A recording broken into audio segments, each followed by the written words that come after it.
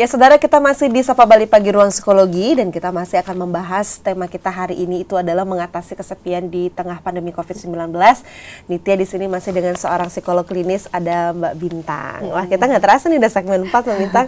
Dari tadi di awal kita sudah banyak bahas soal kesepian ya. Kemudian tadi juga sudah ciri-cirinya ya, dampak. Kemudian kita juga perlu untuk sharing ke orang-orang di sekitar kita hingga berbicara soal pentingnya kita aware dengan kesehatan mental dengan mengunjungi profesional juga tadi sudah. Nah, mumpung di sini Nitya dengan psikolognya langsung nih ya saudara ya. Kita karena masih dalam suasana pandemi COVID-19 ini Kak.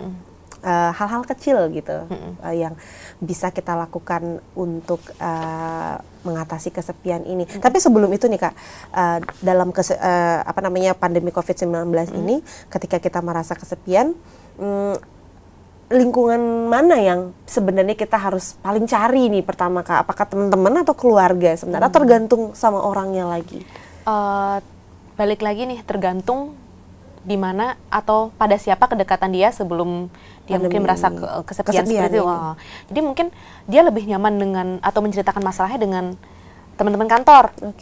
Oke lah, kalau nggak bisa bertemu secara virtual aja. Sedangkan kalau orang rumah juga, kalau misalkan dia lebih sereknya cerita ke orang rumah, dengan orang rumah nggak apa-apa. Itu kan bisa dipilih ayah, ibu, saudara-saudara atau siapa, atau suami mungkin atau istri kayak gitu. Iya, berarti yang pilihan seperti itu kita harus mulai ingat lagi ya.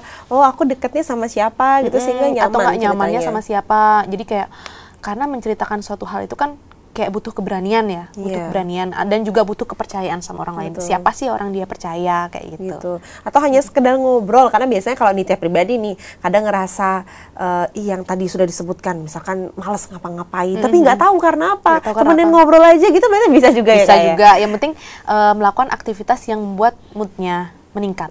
Oh, itu kuncinya saudara. Jadi melakukan aktivitas yang membuat moodnya semakin membaik gitu. Apa saja yang kita bisa lakukan gitu Kak, tips-tips dah untuk bisa mengatasi, meminimalisir gitu, atau mengontrol lah ya kesepian di masa pandemi COVID-19 ini Kak. Ada apa saja sih yang bisa dilakukan? Mungkin dari setiap orang pribadi masing-masing itu beda ya cara mengatasinya, bagaimana kesepian. Cuma kan nanti secara umum orang-orang pasti akan atau sebaiknya melakukan hal seperti itu gitu. Yang pertama itu adalah sedapat mungkin kita harus tetap menjaga interaksi sosial kita. Interaksi sosial kita sekarang dibatasin. Yang tadinya intensitas ketemu orangnya setiap hari nih. Terus yang tadinya mobile, kerja sana sini. Nah, yang sekarang karena memang aktivitasnya memang dibatasin atau sebisa mungkin ya udah kamu kalau keluar kalau perlunya aja. Itu kompensasinya adalah kita melakukan atau bertemu secara virtual. Kan sekarang tuh banyak mau rapat, via ini aja. Terus aku harus chat nih temanku via ini aja atau enggak kita video call, video conference ya itu biar ketemu aja. Nah, itu harus tetap dijaga. Intinya adalah keep in touch dengan orang-orang terdekat kita, dengan teman-teman, dengan keluarga juga, misalkan anak rantauan gitu kan yang nggak bisa pulang. Itu mungkin bebannya lebih berat lagi gitu ya. Bebannya. Itu juga harus tetap disupport dari lingkungan sekitarnya dengan cara seperti itu. Terus yang kedua, kita nih harus atau setidaknya kita harus tetap melakukan atau membuat hal-hal kreatif di rumah. Nah, mungkin yang biasanya dulu hobi masak nih, tapi karena terbentur waktu kerja dari Senin sampai Sabtu, cuman bisa masaknya Minggu aja. Sekarang kan kita lagi di rumah nih, tingkatanlah dengan mencari kreasi-kreasi baru. Terus orang yang suka nulis biasanya dibebani dengan pekerjaan, tapi sekarang ketika pekerjaan itu udah sedikitlah berkurang, bisa lanjutkan nulis, kayak berkebun, menggambar, pokoknya aktivitas kecil dan hal-hal kreatif kita bisa lakukan di rumah untuk mengusir rasa bosan, rasa kesepian. Apalagi sekarang di YouTube juga banyak tutorial cara membuat ini gitu. Itu bisa kita bisa juga jadi YouTuber. Kita jadi YouTuber. Terus kayak yang ketiga, memahami emosi yang dirasakan. Jadi ketika kita menyadari bahwa saya kesepian karena pandemi ini, saya merasa marah karena pandemi ini, nggak bisa ngapa-ngapain. Kita harus merasakan. Nah, kita juga tidak tahu kan kapan akan berakhir pandemi ini gitu loh. Tapi ya sebisa mungkin atau sedapat mungkin kita harus menanamkan dalam diri bahwa ini akan berakhir. Atau enggak, atau tidak, nanti kita yang harus beradaptasi dengan keadaan ini. Jadi tidak cepat menyerah dengan keadaan ini gitu loh. Dan tidak menyangkal juga tidak menyangkal ya, juga, harus menerima emosi yang kita rasakan. Terus kayak yang keempat itu mungkin bisa membuat perencanaan-perencanaan kecil. Contoh misalkan, nah, kamar tidur saya ini minimalis. Aduh, saya mau ngubah nih. Iya, karena betul, kan pertahanan yang terakhir kita di rumah adalah tempat tidur kita. Jadi mau nggak mau kita harus melihat suasana yang nyaman. Kalau yang mungkin kemarin minimalis bisa ditambah lagi dekor-dekornya. Atau yang kemarinnya berantakan nih kamarnya.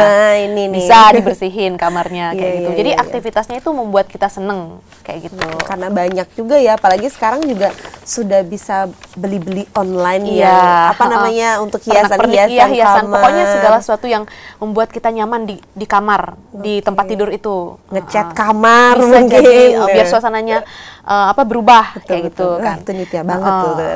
Terus jangan lupa nih jaga asupan makan dan minum vitamin tetap. Dari mana kita akan dapat energi? Dari makanan. Dan juga kita akan mempertahankan kesehatan kita atau kayak energi kita, minum vitamin juga atau asupan makannya yang bergizi, yang baik-baik kayak gitu. Apalagi sekarang kan juga bisa pesan makanan kan gitu.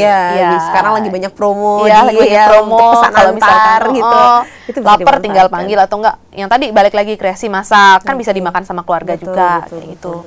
Nah, ada juga yang di rumah dia lebih banyak punya waktu untuk mengurus tanaman atau binatang peliharaan.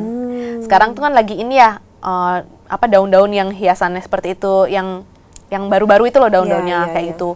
Jadi bisa merawat daun, terus bisa merawat binatang kesayangannya. Jadi intensitas emosional akan lebih dekat dengan binatang atau tumbuhan peliharaan kita. Itu juga bisa mengusir rasa kesepian kayak gitu. Terus yang terakhir adalah misalkan yang kemarin orangnya rame nih, punya komunitas tertentu, komunitas mungkin komunitas main game atau apa. Itu tetap dijaga hubungannya walaupun tidak bisa bertemu secara langsung. Setidaknya tanya kabar lah, atau di grup misalkan di grup tetaplah, hai gimana keadaan kamu, atau gimana, tetap menjaga intensitas hubungan dengan komunitas.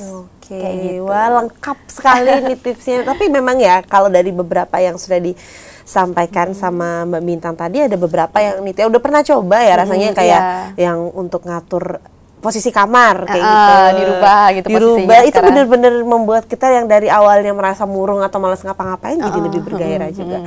Nah, itu tips untuk kita mencegah gitu ya perasaan, atau ketika kita sudah mulai kayaknya aku kesepian nih, itu bisa dilakukan. Tapi nih Praba, jadi kan sekarang tuh ada beberapa orang yang mungkin sudah terlanjur merasa kesepian gitu ya Kak ya. Kemudian dia juga rasanya sepi gitu, ingin mencurahkan tapi nggak tahu sama siapa gitu. Tadi kita sudah sempat bahas juga di awal kalau misalkan kita perlu untuk berkonsultasi gitu dengan profesional. Apalagi sekarang juga konsultasinya sudah bisa lewat daring juga ya Kak. Sudah ada. Nah, kalau misalkan Kakak sendiri, Kakak kan juga bagian dari HIMSI ya Kak ya. Kalau HIMSI gimana Kak untuk saat ini, kegiatan-kegiatan yang dilakukan selama pandemi COVID-19 untuk masyarakat? Kalau dari HIMSI sendiri, itu HIMSI berusaha atau berupaya untuk membantu masyarakat untuk meningkatkan kesehatan mentalnya. Mungkin dengan yang kemarin kita banyak mengadakan webinar-webinar dari teman-teman, terus kayak ada juga layanan HIMSI untuk bisa ditelepon kalau misalkan ada orang yang ngerasa bahwa aduh aku butuh nih cerita, atau aku mau butuh curhat nih dengan orang lain. Layanan HIMSI juga punya HIMSI seluruh Indonesia, itu punya layanannya untuk konsultasi atau konseling dengan kita, dengan psikolog-psikolog yang profesional.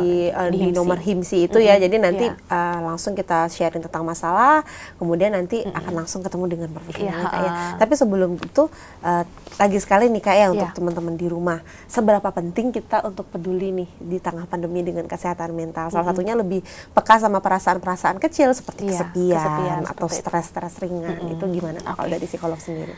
Sebenarnya kesehatan mental itu sangat penting, sama pentingnya dengan kesehatan jasmani. Nah, walaupun sedang tidak pandemi atau pandemi, itu sebaiknya kita lebih aware dengan kesehatan mental, karena itu juga dapat mempengaruhi fisik kita. Fisik kita bagus misalkan, tapi ketika kita merasa tidak bergairah, merasa stres, itu kan dapat mempengaruhi juga fisiknya. Jadi kayak malas ngapa-ngapain, malas makan jadi kurus. Betul. Timbullah penyakit-penyakit seperti itu. Begitu juga sebaliknya ketika mental kita ya bagus, tapi fisik kita nggak sehat, itu juga. Jadi itu menjadi satu kesatuan antara fisik dan mental, sama aja pentingnya. Nah, saya juga ingin memberikan edukasi mungkin kepada masyarakat. Jadi kayak ketika teman-teman atau masyarakat itu sudah merasa bahwa aku membutuhkan profesional, atau saya membutuhkan ruang nih, atau saya membutuhkan konsultasi, itu jangan ragu untuk datang ke profesional. Bukan berarti Anda tidak waras atau gila, karena kan memang stigmatisasinya seperti itu. Ketika datang ke, misalkan ke psikolog, ntar takut digosipin, atau takut nanti diomongin, seperti itu. Ya, tidak usah takut, karena kan siapapun di mana ada manusia, di sana psikologisnya kita pasti ada permasalahan seperti itu. Maksudnya kayak ya tidak memungkiri gitu loh. Tapi kan tergantung dari orang sendiri bagaimana penerimaannya. Gitu. Ya, jadi penting ya, apalagi hari-hari biasa aja penting, apalagi selama masa pandemi ini. Ditambah lagi kayak bebannya lebih lagi. Dan di sini juga Mbak Bintang juga siap kalau misalkan saudara-saudara di rumah butuh, nanti siapa tahu langsung teralihkan sama Mbak Bintang ya untuk kimisinya sendiri. Wah, kita udah banyak sharing hari ini tentang kesepian, Mbak Bintang. Terima kasih banyak atas waktunya, atas sharing dan informasinya. Mudah-mudahan apa yang sudah kita sampaikan hari ini juga bisa jadi salah satu tips gitu ya buat teman-teman di rumah, sehingga bisa mengatasi kesepian ya di tengah masa pandemi COVID-19 ini. Terima kasih banyak, Mbak Bintang. Terima kasih. Saudara, itu dia tadi perbincangan Nitya dengan narasumber kita hari ini ya, seorang psikolog klinis. Dan tentunya Nitya juga ingin kembali mengingatkan kepada saudara di rumah bahwa tayangan Sapa Bali Pagi Ruang Psikologi ini juga bisa Anda dengarkan di Radio Sonara Bali FM 98,9. Bisa juga untuk episode-episode sebelumnya juga bisa Anda saksikan di YouTube kami di Kompas TV Dewata, Sapa Bali Pagi Ruang Psikologi. Dan Nitya juga ingin mengingatkan jangan lupa untuk follow Instagram kami di Kompas TV Dewata, Facebook kami di Kompas TV Dewata, dan juga subscribe dan share juga video kita di Kompas TV Dewata, terutama tentang Sapa Bali Pagi Ruang Psikologi ini. Dan Nitya mewakili tiap kru yang bertugas mengucapkan terima kasih atas perhatian dan juga kebersamaan Anda. Jangan lupa untuk tetap patuhi protokol kesehatan yang telah ditetapkan oleh pemerintah, dan jangan lupa untuk menerapkan pola hidup bersih dan sehat. Om Santi Santi Santi Om.